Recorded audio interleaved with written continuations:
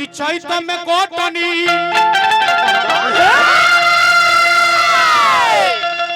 हाँ जितने हाथ चले उतने कोट के गिरी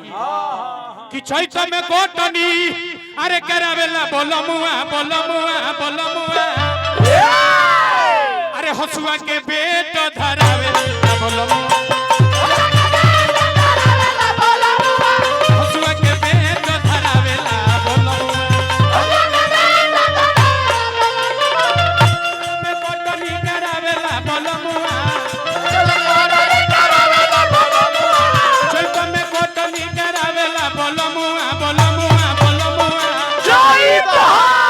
अरे हसुआ के पेट धरावेला बोलो हसुआ के पेट धरावेला बोलो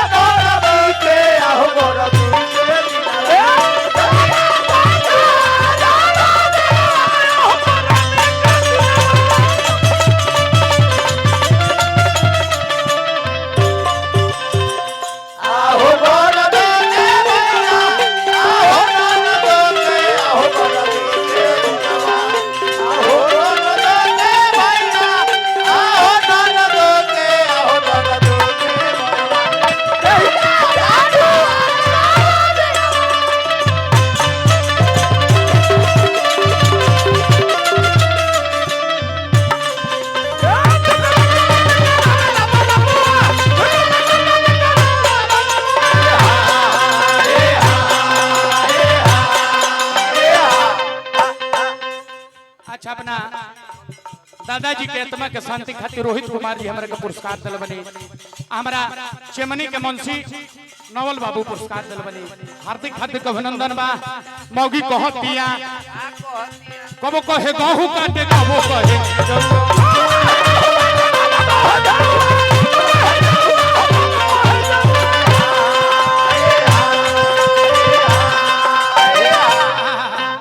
खेतवा में मुंह है अब बोले बाटे रहुआ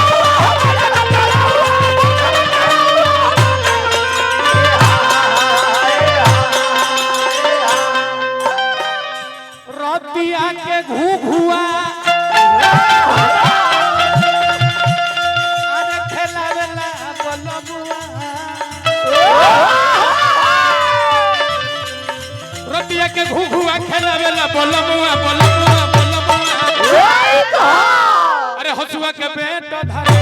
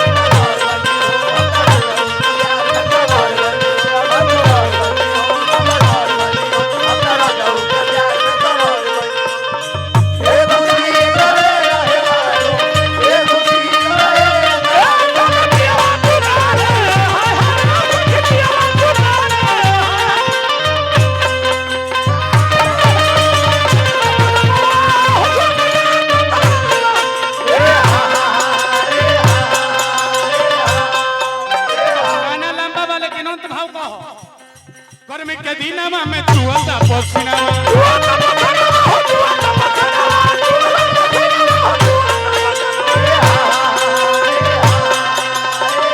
अब ये राजा जी डोला तो तनी बेनावा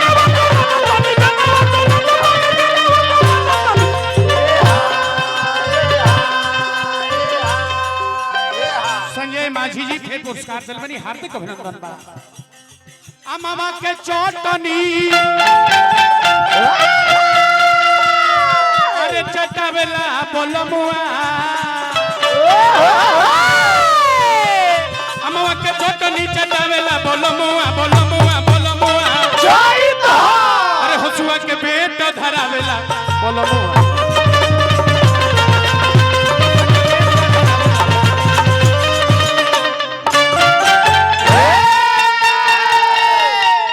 चैत